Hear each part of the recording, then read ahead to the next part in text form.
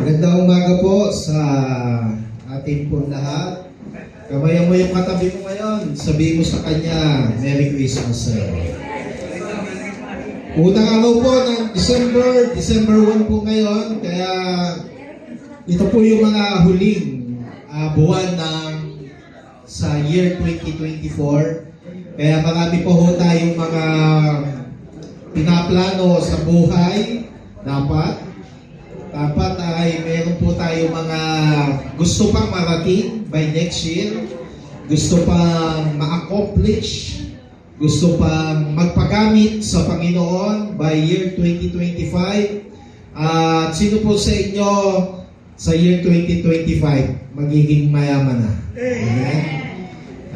Pag sinasabi po kasi natin, pinag-uusapan po yan, minsan tinitignan po lang natin yung mga sitwasyon, no, sa kasalukuyan.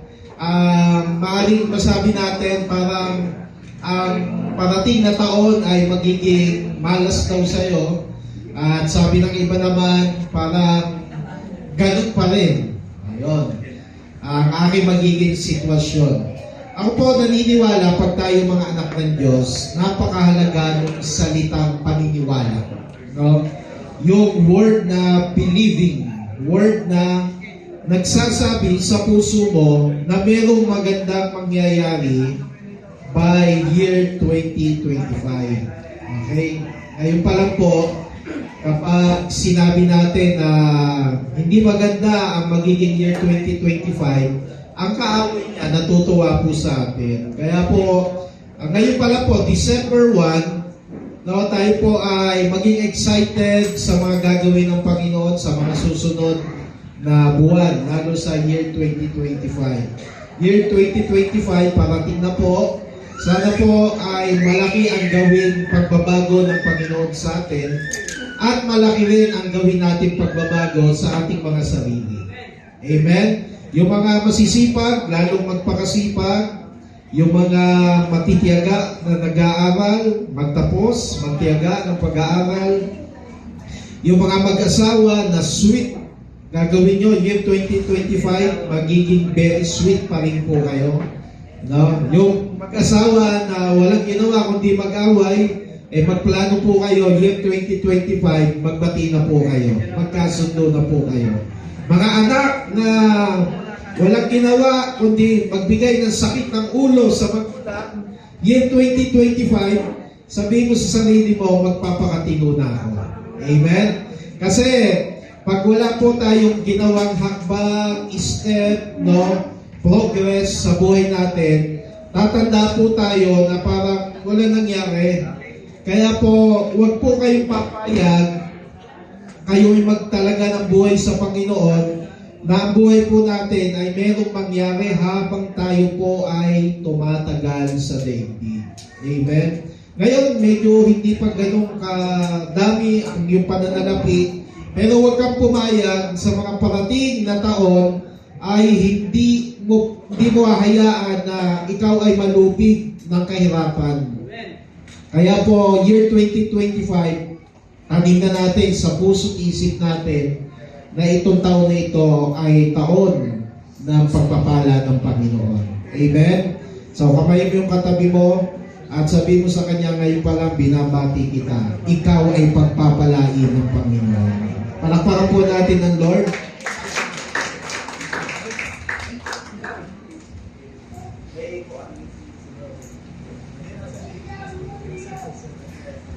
Apat na bagay na mangyayari bago ka pagpalain ng Diyos. Kasi ang blessing ni Lord ay puno, matalinghaga, puno siya ng kahulugan, puno ng mensahe sa buhay po natin.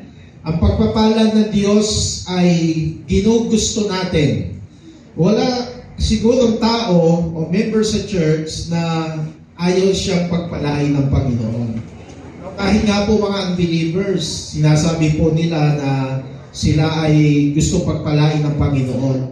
At walang mga believers na mga born again na umaayaw sa blessing po ng ating pong Panginoon. So ngayon po, pag-uusapan po natin ang apat na bagay bagay na mangyayari bago ka i-bless ng Panginoon. O taas po ang kamay na gustong pagpalain ng Panginoon. O yung hindi nakataas, ayaw niya yung pagpalain ng Panginoon. Okay? So, ngayon pa lang po ay maniwala tayo na ang intensyon at gusto ng Panginoon sa atin ay mabuting buhay. Okay? Minsan, yun nga yung pag-uusapan natin. Ba't ganon, Lord? Pangako mo sa akin, pagpapala, pero bakit nagiging ganito ang sitwasyon ko sa buhay? Ang pangako niyo po ever since sa panahon pa lang ng New Testament ay buhay na payapa, masagana, puno ng pag-asa. Pero pagdating sa panahon natin ngayon, sa nararanasan natin, mukhang baliktad. At ngayon po umaga, layunin natin ay mas maintindihan natin, bago ka gawa ng pagpapala ng Panginoon, may mga bagay kang dapat matutunan. At sa umagang pong ito, tayo po ay manalangin. Panginoon, salamat po. At ngayon po ay tinataas ka namin sa aming kalagitnaan. Mas maintindihan po namin ang aming pong kalagayan sa buhay na meron kang pangakong ibinigay para po sa amin. Bigyan niyo kami ng mapangunawang puso, isip, at mas maintindihan po namin ang iyong po mga salita. Salamat po, Panginoon. Tulungan niyo po kami at gabayan sa umaga pong ito. Sa pangalan ni Jesus. Amen. Parang lumalagabok nyo.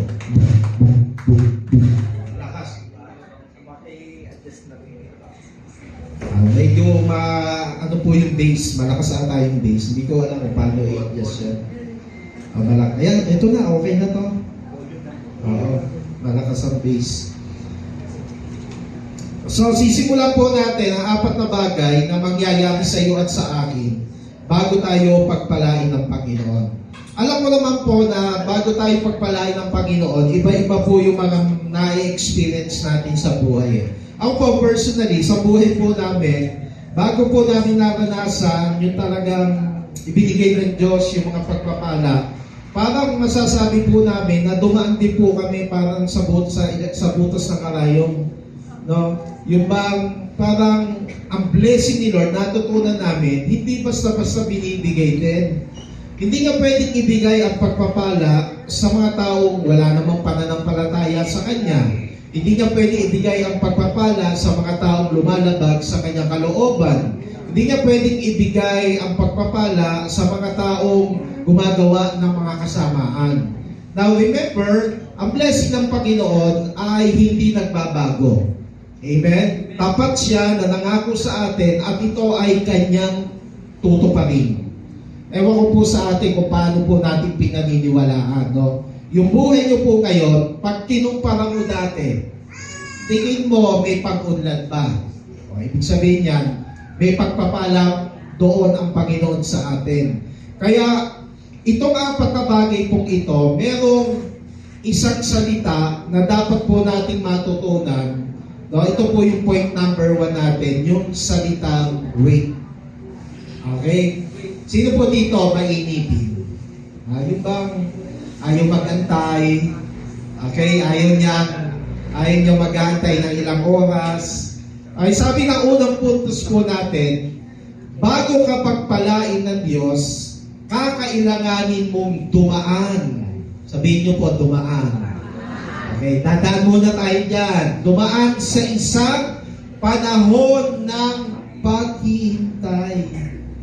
Meron po talagang panahon. Maaring ang blessing ng Lord, kaya wala pa ho ngayon kasi nasa panahon ka ngayon ng paghihintay. Sino po nananalangin na umasenso ang kanyang buhay? Sino po nananalangin na umunlad ang kanyang negosyo? Sino po ang nananalangin na umayos ang kanyang pamilya? Sino po ang nananalangin na siya ay maging milyonaryo? At ngayon hindi pa. Maaari, point number 1, pinapadaan ka ngayon siguro muna ng Panginoon sa panahon ng paghihintay. Concrete example, si Abraham. Pinangakuan siya ng Panginoon, wala pa siyang anak. Sabi, ikaw ay magiging ama ng maraming bansa. Ang lahi mo ay dadami na kasing dami ng bituin sa kalangitan. Kaya pagtingin ni Abraham, grabe, dami no? Hindi mo mabilang. Kasing dami daw ng ang lahi mo ay magiging kasing dami ng buhanginan sa karagatan, sa dalampasigan. Pero inisip nila, ang kanyang asawa, si Sarah, ay bao. Hindi pwedeng magkaanak. How come na sinabi ni Lord na ikaw ay ang iyong lahi ay dadami ng kasindami ng bituin sa kalangitan? Pero alam nyo, naniwala si Abraham. Alam nyo, minsan gano'n, no? Pag nangako si Lord, lagi mo na minsan, kaya minsan ang blessing hindi matuloy. Ganito ginagawa kasi natin ng mga tao eh. Kaya minsan hindi matuloy yung blessing kasi mas tinitignan mo yung current situation ng buhay mo. Ano yung mga sitwasyon? Mahirap, walang trabaho, walang pera, walang ipon, ang hirap ng pera sa akin, okay, ang mga anak ko, tamad, ang asawa ko, hindi ako sinusuportahan. Pero ang pangako ni Lord sa iyo, pagpapalain kita, anak. Isang bagay pala ang dapat natin gawin. Sa halip na mag-focus ka sa mga negatibong bagay sa buhay mo, mas mag-focus ka doon sa nangako sa iyo. Walang iba kundi ang ating Panginoon na sinabi, I know your future. Anak ko ang bukas mo, anak. Handa kitang pagpalain. Handa kitang payamanin, handa kitang bigyan ng kinabukasan. Pag-asa sa buhay mo. Pero titignan mo lagi, buhay ko, ganito, ba't ganito, buhay ko. You see, mas nakikita natin, yung paniniwala natin, paano ka makakaahon doon sa mga mahihirap na sitwasyon sa buhay, kaysa maniwala doon sa kayang gawin ng Panginoon sa buhay mo. Bakit wala pang pagpapala? Kasi sabi ng Lord, anak, Arvin, relax ka muna. Naka-ready ang blessing. Pero kailangan mong dumaan. Ito yung season of waiting. Taas sa kamay na tingin mo, may pagpapala sa iyo ang Diyos na naghihintay. Sino rin po naniniwala sa tingin mo na nasa panahon ka ngayon ng pag-aantay? Amen? Sino dito gusto na mag-asawa? Nagpipray ng gusto mapangasawa? Hindi naman, wala naman yan nanliligaw, wala naman mahanap na kapartner. Hindi nga siya sinasagot ng 20 nililigawan niya, lagi siya basket. Bakit gano'n? Lord, sabi niyo po sa akin, magandang bukas eh. 40 na po ako, ba't hanggang ngayon wala pa akong asawa? Maaring nasa panahon ka pa rin ng pag-aantay. Lord, 40 na ako, nasa panahon pa ba ako ng pag-aantay? Bilis-bilisan mo naman. Diba? Minsan yung blessing sa atin, gusto natin pabilisin ng Panginoon. Pero, ang gusto pala ng Panginoon sa atin, turuan ka na mag-antay. It is an attitude. It is a character. Habang nag-aantay ka, naniniwala ka, parating na ang pagpapala ng Diyos. Balikan mo si Abraham, paugang asawa, pero hindi niya tinignan mo. Sabi ng Lord, dadami lahi mo. Hindi tinanong sa Bible, hindi mo mababasa, Lord, how come? Paugang asawa ko, wala na akong anak eh. Wala kayong mababasang ganon. Sa halip na nahimik si Abraham. Alam nyo, ilang taon bago simulan ng blessing ng Lord kay Abraham, nung umusbong na at nagkaanak si Sarah. Baog to Sino naging anak? Isa. Alam niyo kung ilang taon yung sinabi ng Lord, yung blessing na ibibigay niya, Abraham, dadami ang lahi mo. Kasi dami ng magiging ama ng maraming bansa. Alam niyo kung ilang taon ng pagitan nung sumilang, umusbong si Isaac? Alam niyo ba yun kung ilang taon? 25 years. Grabe, nagtiyaga si Abraham. Nag-antay siya. At habang nag-aantay siya, umaasam siya na gagawin pa rin ng Diyos yung pangako sa kanya. Naniwala siya na kahit sa loob ng 25 years, hindi po siya nag-alinlangan. Ikaw, ilang taon ka na nag-aantay? Baka 1 linggo pa lang, inip na inip ka na. Walang Diyos! Ang tagal mo! No? Naiinis ka na kay Lord, ayaw sumagot. But Abraham, nag-antay po siya, how many years? 25 years. Naiksi po ba yun o matagal? Matagal po yun. Yung iba sa atin, nagpipray na maborn again ang kanyang magulang, kanyang kapatid, mga anak, umayos ang buhay. Yung iba talagang kailangan magtiyaga, kailangan mag-antay, at kailangan pa rin maniwala. Sino po kayo wala pang sasakyan? Oh, nagpipray ka ba na magkaroon ka ng sasakyan? O ilang taon na? Hanggang ngayon wala kang pa rin sasakyan. Oh, huwag kang mainit. Mag-antay ka pa rin. Amen. Kami nanalangin ng ilang taon, sabi namin, Lord, alam niyo naman po yung naging buhay namin because of our ministry para sa iyo. Talagang hindi po kami, lumipat-lipat po kami ng bahay at nilipatan po namin bahay ay kulang-kulang 10. Palipat-lipat kami. Sabi namin, Lord, magpipray na po kami na magkaroon kami ng bahay. Biniles po kami ng Panginoon for siguro, kailan lang kami may po sa amin, nagbigay po ng bahay at lupa. Dahil yung lupa, malaki, Lord, sabi namin, sabi ng asawa ko, mag-pray na nga tayo. Saan pag-pray natin, wala nga tayong budget. You see, minsan yung asawa, yan ang hadlang Yung asawa, nananampalataya, minsan yung isang asawa, yung kapartner, ayaw sakyan ang paniniwala ng kanyang asawa. Kaya yung blessing, naahadlangan. Alam niyo po mga kapatid, kung ikaw'y nagpipray ng bahay ngayon sa sakyan, hindi lang dapat kayo, yung isang kapartner mo, dapat parehas po kayo. Amen? So, nagsimula na, sige, maniwala tayo. Wala akong budget, wala akong pera, pero naniwala kami, na i-bless kami ng Lord, nabigyan kami ng bahay. Ayun, may nagbigay po sa amin. Pinamanahan po si Pastora. Sabi namin, parang hindi lang paniwalaan. At take note, sabi po namin, ibinigay pa ng Diyos yan sa panahon ng pandemic. Panahon ng pandemic. Di ba nung panahon ng pandemic, ang hirap ng kalagayan natin, pero pinagpala po kami ng Panginoon. Ngayon sabi namin, ang ganda nga ng lupa natin, kanto, corner lot. Binabaha po yung bahay namin, sabi namin mag-asawa, mag-pray na tayo, paayos na natin, iparenovate natin yung bahay natin. Kasi ako po ay halos ataking sa puso pag babaha po sa amin, kalimitan, wala yung mga bata pag bumabaha. Si Daniel nasa trabaho, si Ezekiel ata nanliligaw doon ng baha. Tapos ako lang po, ako po'y buhat ng buhat. Kaya po siguro ay talagang naawa ng Panginoon. Ngayon po, meron na po kami second floor. Amen? At hanggang ngayon, hindi pa po tapos, pero we believe the Lord will provide. Amen? Ilang taon tayo? Nagsasama? 27 na kami Pero, nagkaroon pa lang kami ng bahay no panahon ng pandemic. Isipin nyo po, ilan taon kami nagpipray. Parang si Abraham. Tagal, no? Kaya kayo, kung nagpipray po kayo, mga kapatid, na magandang bahay, ano man ang prayer request nyo? Gusto nyo na lang sasakyan?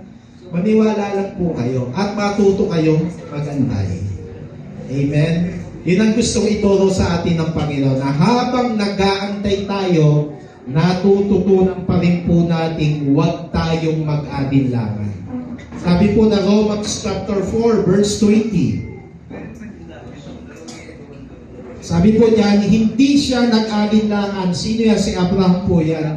Hindi siya nag-alinlangan sa pangako ng Diyos, kundi lalo siyang, tumibay sa pananalig at pinuri niya ang Diyos. Sa panahon ng pag-aantay ni Abraham, ilang bagay ang ginawa niya. Una, sa panahon ng pag-aantay, gusto ko sabihin, ganun din tayo dapat, huwag ka mag-aalinlangan. Huwag ka magdududa. Huwag mong pagdududahan ang kayang gawin ng Diyos sa iyo. Okay, pangalawa, lalo ka dapat tumitibay sa faith mo. Lalo kang lumalakas sa paniniwala at pananalig sa Kanya. Pangatlo, habang nag-aantay ka, wala pa si blessing sa iyo, sa buhay mo. Lagi kang matutunan mo sa personal mong buhay na maging worshiper ka sa Panginoon. You worship God. Hindi lamang sa church. Ano yung pagiging worshiper? Buhay po kasi yan. No, buhay na natin na pag-gising mo sa umaga, nasa trabaho ka, ano man ang ginagawa mo, you spend time with God, worshiping God, nakikinig ka sa social media, ng mga Christian music, minsan pipikit ka sandali at ikay mananalangin sa Panginoon. That is worship. At maraming pagkakataon, minsan, naiinip tayo sa buhay natin kasi inaakala natin wala nang ginagawa ang Panginoon. Iisipin mo lagi, pag wala pang blessing mo ngayon, alalahanin mo ang istorya ni Abraham. 25 years. Baka ikaw 1 year pa lang nag-aantay. Huwag ka mag-alinlangan. May pangako ang Diyos sa'yo. Lalo kang tumibay sa faith at lagi kang magpuri sa Panginoon. 21, lubos siya nanalig na matutupad ng Diyos ang kanyang pangako. Ayun, naniwala po talaga. O ngayon, ganito ang usapan po natin. Taas ang kamay ng mga may hinihinging blessing sa Panginoon ngayon. Taas ang kamay. Gawin mo to ha, itong verse na to, sa uluhin mo. Habang wala pa ang blessing na yan, kapatid, matutunan mo yung pinaractice ni Abraham. Amen? Wala man ngayon, di natin alam kung kailan eh. Kasi gusto lang matutunan natin, turuan tayo ng Panginoon na, anak, habang nag-aantay ka, trust me. Amen? Maniwala ka. Kaya habang nag-aantay po tayo, wag po tayong mainit. At alam po natin, ibibigay ng Panginoon ang pagpapala. Sabi mo sa katabi mo, sa tamang panahon. Amen. Palakpakan po natin ang Panginoon. Pangalawa po, mga kapatid, bago ibigay ng Panginoon ang blessing sa atin, bago ka pagpalain ng Diyos, kakailanganin mong dumaan sa isang panahon ng pagsubok. Iyan ang masakit. Yan ang masakit. Ayun po ba si Abraham, bago niya ibigay, matupad ang pangako ng Diyos sa kanya? Dumanas po siya ng persecution, alinlangan sa asawa niya. No? May mga times na kanyang asawa, parang ayaw na siyang suportahan sa kanyang paniniwala. No? Pinagtatawanan niya ang Diyos ni Sarah. O pinagtatawanan. Sabi, paano naman ako manganganak niyan? Ako nga, 100 taon na ako, tapos manganganak pa ako. Gulang na sila eh. Pero walang imposible talaga sa Panginoon. Amen? Kaya may mga panahon, bago ibigay ng Diyos ang blessing sa atin, dadaan ka muna sa mga testing. Kaya di ba pinag-aralan natin noong nakaraan yan? Bakit binibigyan tayo ng mga testing ni Lord? Amen. Bakit iyan ay dapat mas maintindihan natin, normal ang dumadaan tayo sa mga pagsubok. Amen. Tanungin mo yung katabi mo, may problema ka? Pag sinabi niya, wala akong problema, abnormal yun. Okay? Kasi ang lahat ng tao, meron talagang pagsubok. May problem. Sometimes na maintindihan natin na ang problema at pagsubok sa buhay ay sinasadyang hayaan ng Diyos upang maintindihan natin, mga kapatid, na kailangan mo talagang dumaan doon para lumabas kung ano talaga yung totoong pananalig natin sa Kanya. Kaya minsan sinabi po ng Bible, anuman ang ating suliranin, sabi doon, rejoice in the Lord. Merong sinabing verse na ipagpasalamat daw natin ang lahat na nangyayari sa atin sapagkat yon ay kalooban ng Panginoon. So, huwag magpa-stress pag mayroong problema. Isipin mo na lamang, kaya ito dumadaan, kailangang maranasan ko ito upang ibigay ng Diyos sa akin ang pagpapala. It's up to you, kapatid. paano ka mag-handle ng mga trial and testing sa buhay. Kung meron kang problema ngayon, dapat matutunan mo kung paano siya i-handle. Kasi yung iba, pag may problema, nagkakasakit, hindi marunong kasi. Bakit minsan tayo, pag may problema, hindi ka makapag-isip ng ayos, nawawalan ka ng kapayapaan kasi mali ang paghawak sa mga problema. Bakit pag may problema ka, malimit mong inaaway ang asawa mo? Kasi mali nga ang paghawak sa mga testing sa buhay. Bakit pag may mabigat kang problema, nagwawala ka sa buhay? Hindi naman nagwawala sa buhay, nawawala sa church. Nawawala sa paglilingkod sa Panginoon. Nasisira ang relationship sa ibang mga tao. Pag ganyan ka, kapatid, iisipin mo, mukhang may mali sa pag-handle ng mga pagsubok sa buhay ko na hinahayaan ng Panginoon. Kaya siguro sabi ng Bible, magpasalamat tayo sa lahat na nangyayari. Sapagkat ay kalooban ng Diyos, all things work together for good. Paniwalaan mo, lahat yan, may plano ang Panginoon. Bakit mo nararanasan yung problema mo ngayon? Amen? Do you believe?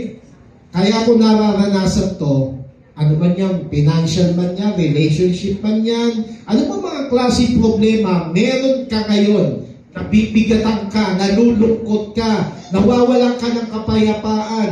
Tatandaan mo, itong pagsubok ko ngayon, ay may layunin ang Panginoon.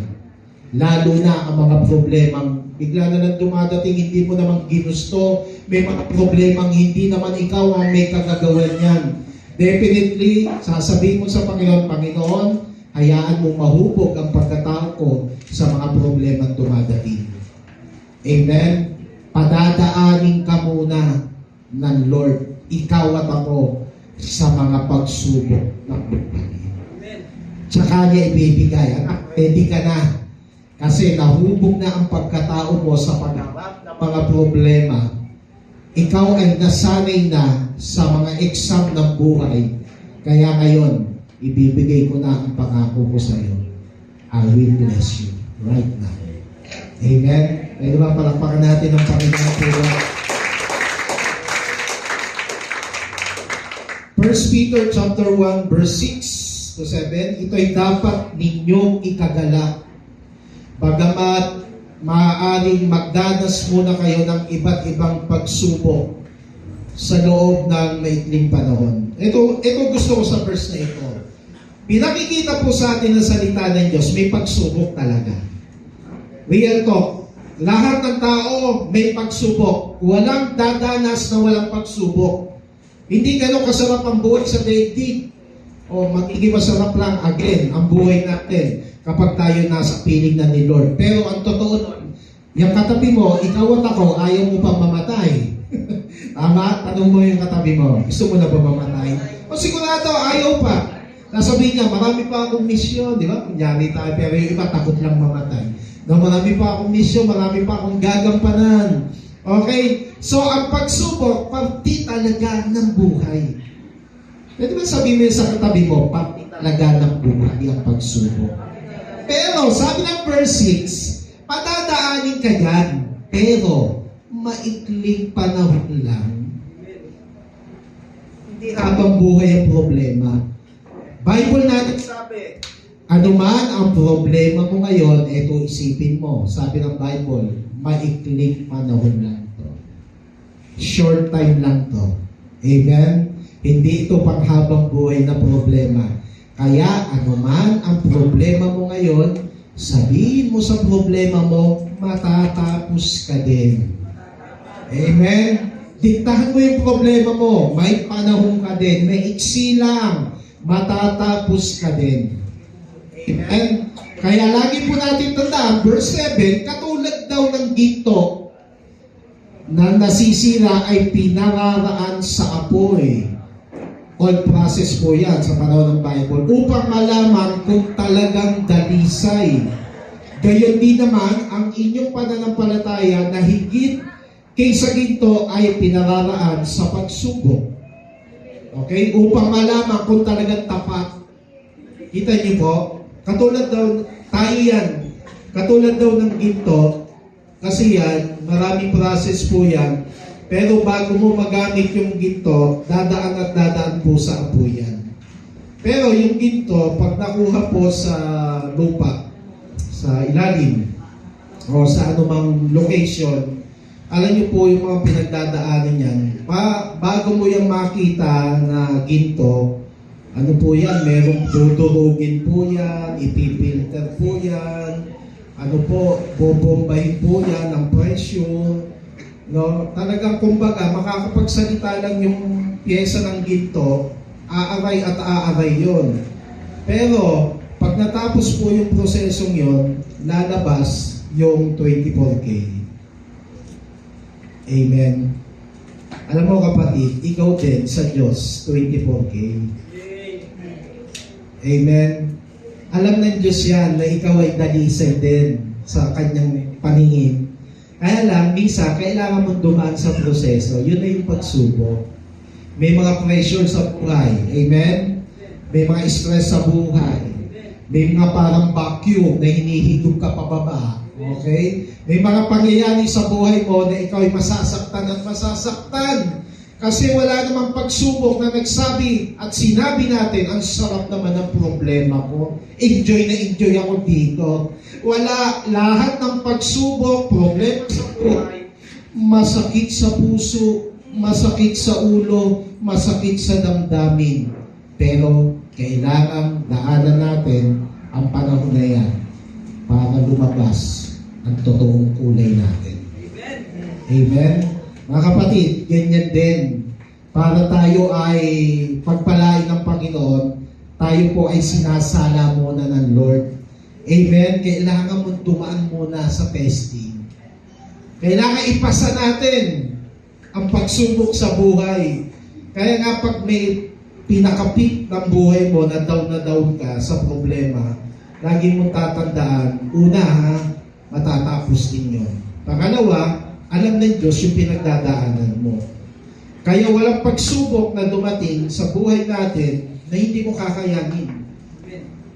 Amen? Mga nanay, maraming problema yan. Walang pagsubok na dumadating ngayon sa buhay mo na hindi mo kakayanin. Huwag mo sasabihin, hindi ko na kaya.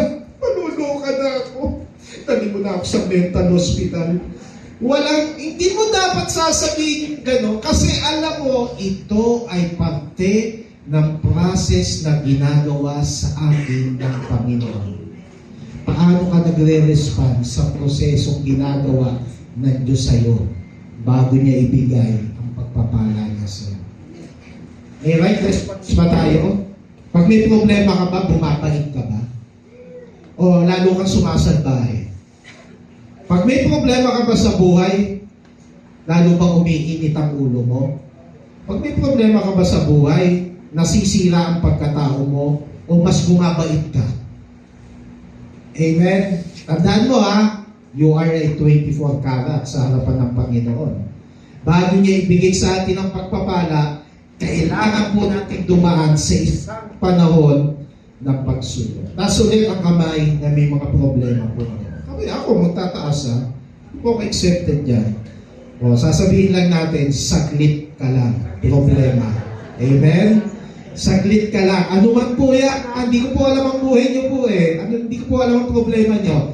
Pero didiktahan mo ang problema mo. Problema, saglit ka lang kasi may pangako ang Panginoon sa akin.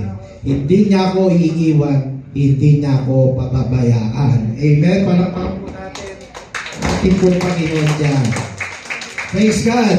Pangatlo, bago ka pagpalain ng Diyos, karaniwang patataasin niya muna ang iyong pananampalataya.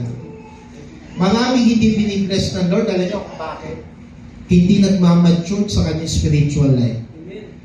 Amen? Hindi nag-increase ang kanyang faith sa Panginoon. Kumbaga po, mga kapatid, isa po pala sa dapat nating pagdaanan ay yung tayo ay lumago sa ating faith sa Panginoon. Amen? Mas lalo ka maging committed, mas lalo kang tumibay sa panahon ng pagsubok, mas lalo mong paniwalaan ang Diyos at tutulong po sa iyo Sa panahon na parang hindi mo na kaya ang mga pinapasa mo mga problema, maniwala ka, kapatid, kailangan mo mag-increase. Increase your life, increase your faith, increase everything into your life. Alam mo mga kapatid, pag tayo po ngayon walang-wala, huwag kang pumayag. Kasi kung ikaw, maiksi panahon lang naman yan na wala tayong pera, amen, maiksi lamang po yan. Ako po ang paniniwala ko ganito. Taas ulit ang halimbawa, taas ulit ang gusto maging milyonaryo ngayon. Ito, tanong ko. Marami po sa atin gustong yumaman. Amen? Wala sigurong ayaw na maging mayaman. Pero ito, tanong ko. Paano kung hindi hayaan ng Lord na yumaman ka? Paano? Paano kung hindi? Amen? Magtatampo ka na kay Lord. Amen? O paano kung hindi ka payamanin? Ang prayer mo ngayon, sasakyan. Paano kung hindi ka talaga i-allow ng Lord na magkaroon ng sasakyan? Paano? Paano kung nagpipray ka ng pagpapala financially, pero hanggang ngayon, walang-wala ka? Pag-aralan mo, ha, mga kapatid. Sabi kanina, you need to wait. Okay. I-check and balance mo buhay mo. Baka naman panihingi ako ng blessing. Hindi naman ako naniniwala na kaya akong i-bless ni Lord. Amen? Baka yung lahat ng problem sa buhay ko, hindi ko naman na-handle ng ayos. At kung hindi man, na-handle mo lahat, nagawa mo ang lahat, ito tatandaan natin. Alam niyo po ba na meron dakilang pagpapala ang Diyos sa ating lahat? Amen? Hindi ka pa maging milyonaryo dito sa daigdig. Amen? Pero hindi ko sinasabing huwag mo pangarapin yan. Hindi ka mag-umunlad ng maunlad dito sa daigdig. Tandaan mo, someday, wala ka nang hahanapin pa sa piling ng Panginoon. Amen? Yun ang masigit na hangarin natin, mga kapatid. Higit sa lahat ng mga bagay dito sa daigdig, that one day, tatapusin ng Panginoon lahat ng paghihirap ko dito. Sa piling ng Panginoon, wala nang kahirapan. Wala nang prayer request doon. Kasama mo na nga si Lord eh. Siya na ang bubuhay sa iyo, siya na ang magpapala sa iyo habang buhay, walang katapusan. Hindi ka na maghihirap, wala nang pag-iyak sa mga problema. Ang tawag po doon, the blessed hope.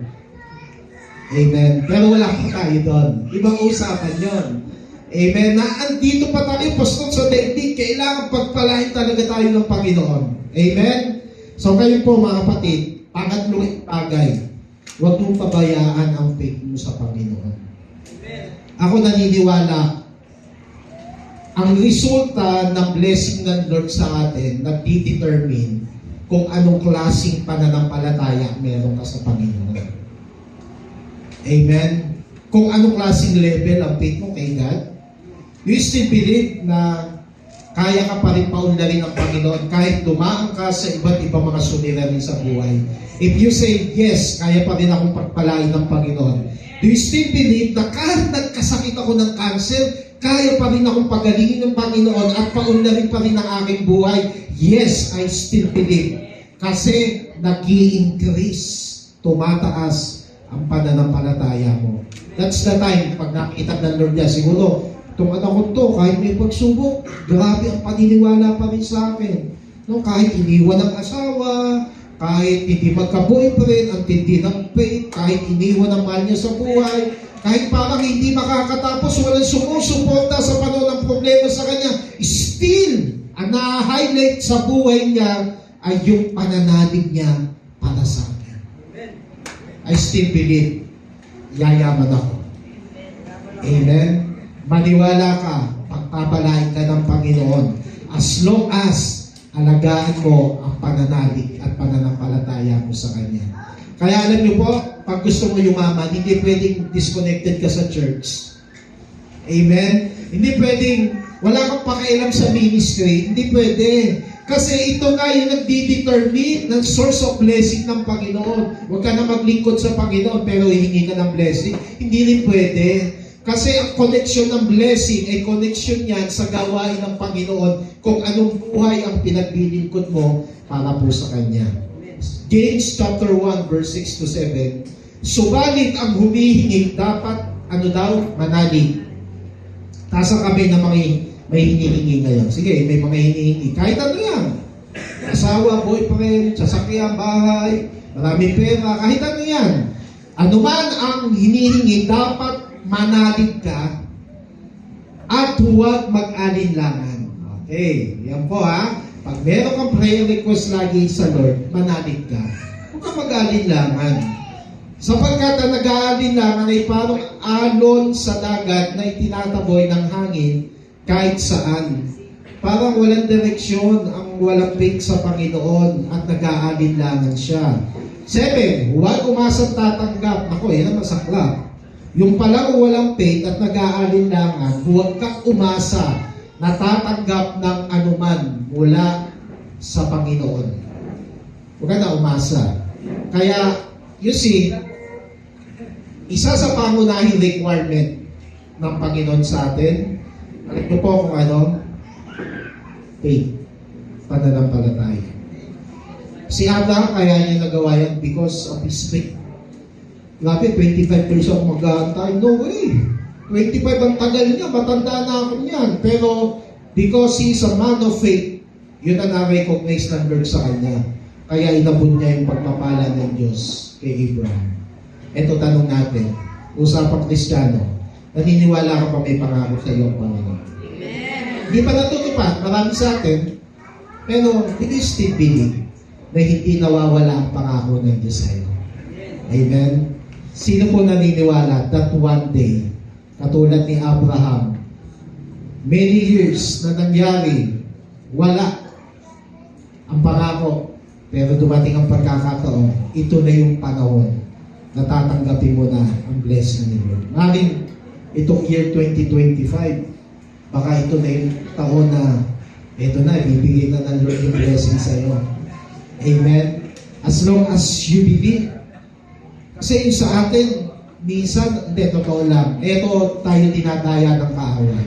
Ang weapon ng kaaway sa atin, maging mapag-alinlangan ka sa kayang gawin ng Panginoon sa iyo.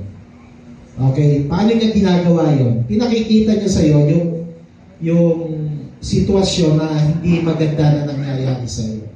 Nasabihin sa iyo ng Diablo, huwag kang maniwala nga sa pangako ni Lord. Tignan mo nga po buhay mo ngayon. Punong-puno ka ng problema. Pero if you have faith, no, na talaga pong ikaw ay naniniwala na kaya kang pagpalain ng Panginoon, let us increase our faith. Gaano kalakas ang paniniwala at pananalig mo sa Kanya sa panahon na ito. Sa kabila ng mga nangyayari sa mga buhay po natin, you still live in faith and not by sight. Lord, mas maniniwala ako sa kaya mong gawin. Hindi ako maniniwala lamang sa mga bagay na nakikita ko. Kaya sabi ng Bible, live by faith and not by sight. Ako wala. Kami pong mag-asawa, wala po kaming maraming pera. Parating pa lang. Pero nasa panahon pa siguro kami na waiting pa rin. Nasa panahon pa rin po siguro na kailangan namin ipasa pa ang mga pagsubok sa buhay. Nasa panahon pa rin po siguro kami na kailangan pa namin i-increase pa lalo, pataasin ang aming pananakit sa Kanya. Pero we are willing to wait. At naniniwala pa rin kami, natuto pa rin ng Diyos ang lahat ng mga pangako niya sa amin. Again, mga kapatid, if you have a prayer request ngayon sa Panginoon, manatili kang naniniwala na kayang ibigay sa iyo ng Panginoon. Amen. Malakpakan po natin ang Lord God. Bago ka pagpalain ng Diyos, ito na po yung huli, bago ka pagpalain ng Diyos, babaguhin niya ang iyong pangunaw sa kung ano talaga ang mukha ng kanyang pagpapala. It's all about your meaning of blessing. It's all about my meaning of blessing. Maaring sa'yo, sa lahat ng tao, marami, ang meaning sa kanya ng pagpapala ay ito. Gusto ko po matutunan po natin to. Ang blessing, hindi lamang po tungkol dito. Naniwala po kayo. Bilangin mo blessing mo ngayon sa Panginoon. Hindi mo na mapibilang. Amen? Sino po dito may mamapagmahal na asawa? Nasa kamay. Ay, may mga asawa. Meron ba kayong mapagmahal na asawa? Count that as a blessing from the Lord. Lahat ng mabuting bagay ay bigay ng Diyos. Amen? Pag mabait ang asawa mo, that is a blessing. Amen? So, walang perang kaugnayan doon. Amen? Sino po ngayon nagpa-check up noong nakaraang buwan, nakaraang taon, at ang result ng kanyang check up, nagulat ang doktor, lahat maganda ang result. Sino dito hindi nagkakasakit, mahabang panahon na? Sino dito walang cancer, walang diabetes, hindi mataas ang dugo, o diba? O tanong, kinonsider mo ba yan na blessing sa iyo ng Panginoon? Amen? Tignan nyo, nandito kayo ngayon. Ibig sabihin, nagising pa kayo. Nabigyan pa kayo ng another life ng Panginoon ngayong December 1. It means, Lord, thank you for this blessing. Yung iba hindi na nagigising.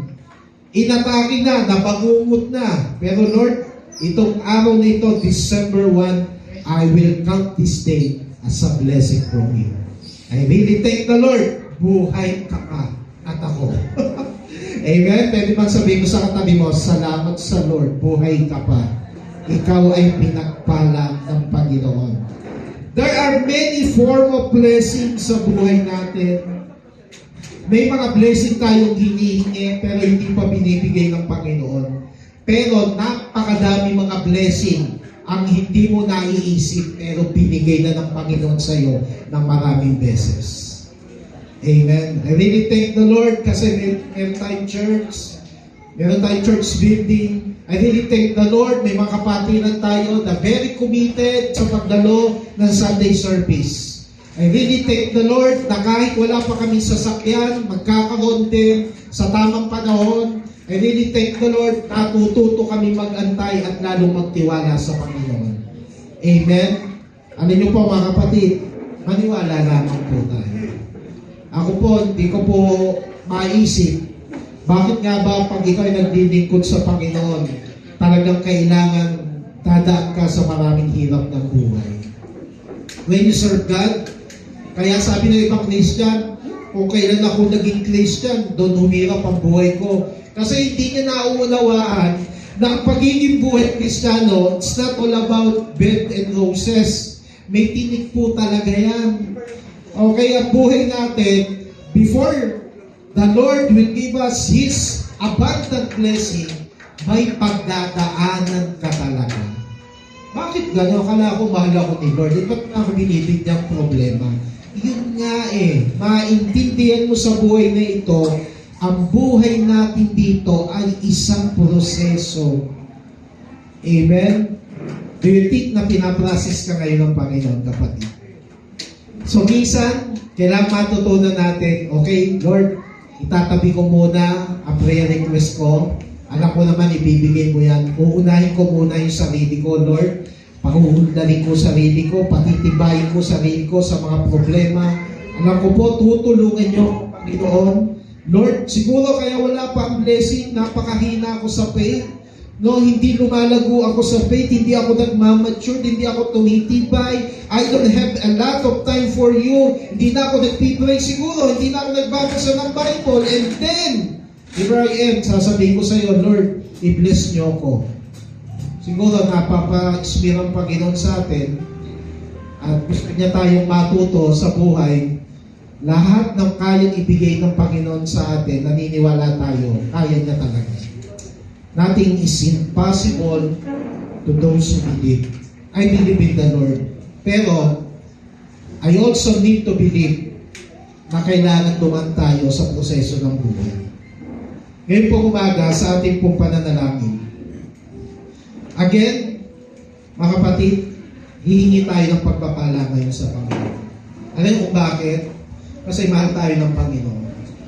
Tayo kanyang mga anak. Walang mga anak walang mga magulang na nagmamahal sa anak na humingi ng isang bagay na ayaw niya ibigay. Lahat gagawa siya ng paraan. Sabi ng Panginoon, kung siya bilang Ama natin, ano man ang hingin natin sa kanyang pangalan, ibibigay niya. I believe. Ano man ang hinihingi natin ngayon sa Panginoon, kapatid, ay ibibigay niya. Sapagkat ganong kadakila ang pag-ibig ng Diyos sa atin. Sa umaga pong ito, bago tayo pagpalain ng Diyos, again, kailangan po natin dumaan sa panahon ng pag-aantay. Maaaring ngayon, kailangan mo mag-antay. Pangalawa, maaaring kailangan mo dumaan muna na ipasa ang mga pagsubok sa buhay. Kailangan siguro na makita ng Diyos na tapat tayo sa ating pananampalataya at higit sa lahat, mas maintindihan mo kung anong blessing ang nais ng Panginoon sa bawat buhay po natin. Pwede ba tayo lahat ay tumayo po ngayon, mga kapatid?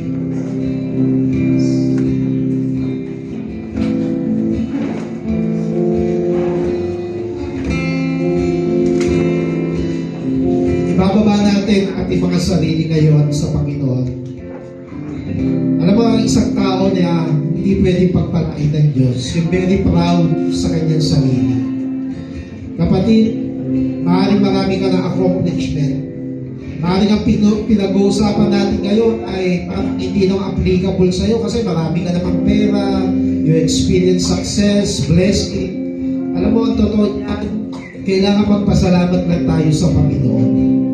Kung marami kang pagpapala ngayon sa Panginoon, give thanks to Him, for He is good. At kung wala, kapatid, kailangan lang natin matuto sa Panginoon. Mag-aral tayo sa Kanya. Marami tayong mga pagkukulang sa Panginoon na kailangan nating ayusin.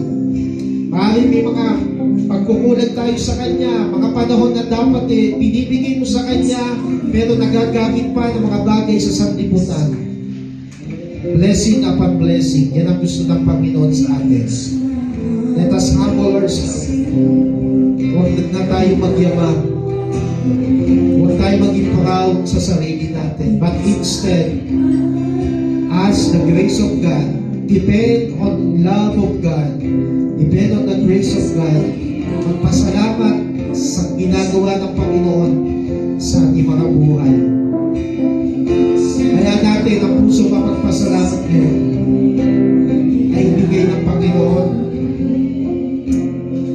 Lord, make us humble, God. Increase our faith to you. In spite of many difficulties in life, Lord, increase our faith. Give us wisdom and understanding. Bless, Lord.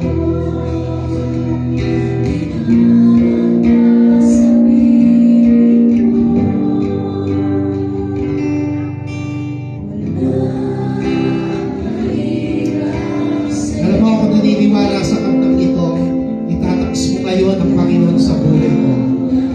Nasasabihin ng iyong pananalig, sa iyo, Panginoon, walang mahirap. I believe with that verse, I believe with that song, walang mahirap sa iyo, Panginoon. Yes, Lord. Hallelujah, Jesus. Thank you, Father.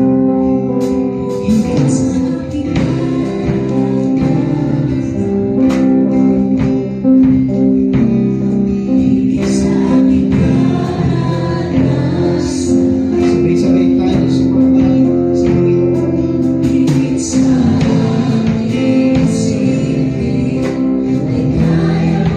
Kaya mo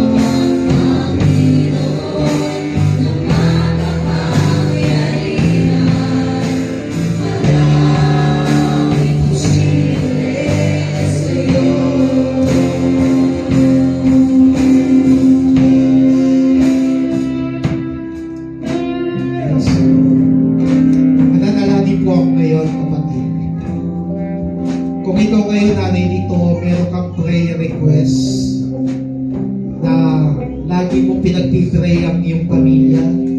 Napagpalain ng Diyos ang iyong asawa, ang iyong mga anak, umayos ang iyong buong pamilya. Pwede ba itaas mo yung kamay mo ngayon? Papanalangin kita. Kung ikaw ngayon din ay nananalangin sa Panginoon na ang iyong negosyo ay pakunlarin, palakasin ng Panginoon, taas mo rin ang iyong kamay ngayon, kapatid, papanalangin din kita ngayon. Kung ikaw ngayon ay nagpipray ng bagong sasakyan, nagpipray ka na makabili ng sasakyan, itaas mo rin ang kamay mo ngayon, papanalangin natin yan at hihingin sa Panginoon. Kung meron man dito, kapatid, na ang prayer mo ay magkaroon ka ng bahay, magkaroon ka ng maayos na bahay, makapag-renovate ka ng bahay, pwede mo rin itaas ang iyong kanang kamay ngayon sa Panginoon. Kung meron man dito, meron siyang sakit, karamdaman, nananalig ka ngayon, na kaya kang pagalingin ng Panginoon, pwede mong itaas mo din ang iyong kanang kamay. Kapatid, ano man pa ang iyong mga prayer request ngayon sa Panginoon, idudulog po natin to. Pero gusto kong sabihin sa iyo, kapag binanggit mo ito sa Panginoon, nag-agree ka sa panalangin na ito, hindi ka dapat mag-alinlangan. Maniwala ka, walang mahirap, walang imposible sa Panginoon. Lahat ay kaya niyang tuparin at gawin sa iyong buhay, kapatid. Sabay-sabay po tayo mananalangin po ngayon. Lahat ng prayer request po natin, Panginoon, naririto ngayon ang kamay po ng mga bawat isa. Lord, alam po namin, sabi din yung salita, ano man ang aming hingin sa iyong pangalan ay inyong ipagkakaloob na wala pong mahirap sa mga taong nananalig at nananampalataya ngayon. Lord, it is more than a prayer, it is a faith in our heart, Lord. Ngayon po, dinadalangin namin lahat po ng mga may sakit at karamdaman. Naniniwala kami, maraming taon na ang kanilang paghihirap sa sakit na ito. Lord, sinabi na yung pangako sa amin, pinadala nyo ang iyong salita upang kami ay gumaling sa pangalan ni Jesus. Ngayon po, patuloyin nyo po sa kanilang katawan, mula ulo hanggang talampakan ang iyong kagalingan. Pinagaling nyo na kami sa pamamagitan ng iyong mga latay, ng iyong mga sugat sa pangalan ni Jesus. Sige kapatid, maniwala ka, walang mahirap, walang imposible sa Panginoon. Ipanalangin mo kayo, tanggapin mo kayo ng kagalingan na binibigay sa iyo ng Panginoon. Lord, sa mga nananalangin ngayon na makabili ng bahay, makabili ng sasakyan, maupunlan ng negosyo sa pangalan ni Jesus, naniniwala kami, tutuparin niyo po ito, Panginoon. Sabihin mo sa kanya ngayon, naniniwala ako, Panginoon, lahat ng pinanalangin ko ngayon ay inyong ipagkakaloob.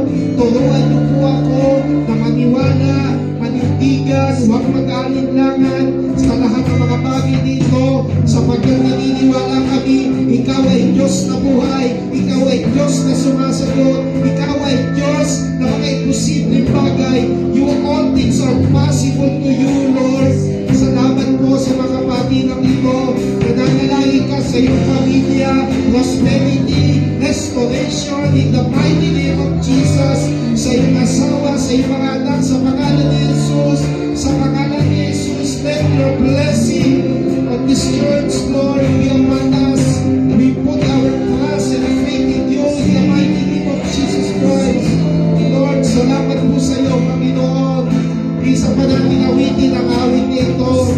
Walang mahirap sa iyo, Panginoon. Yes.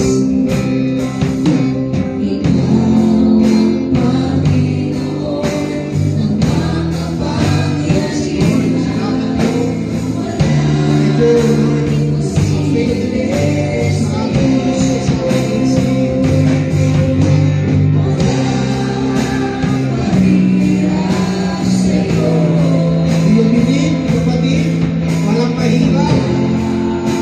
Yes.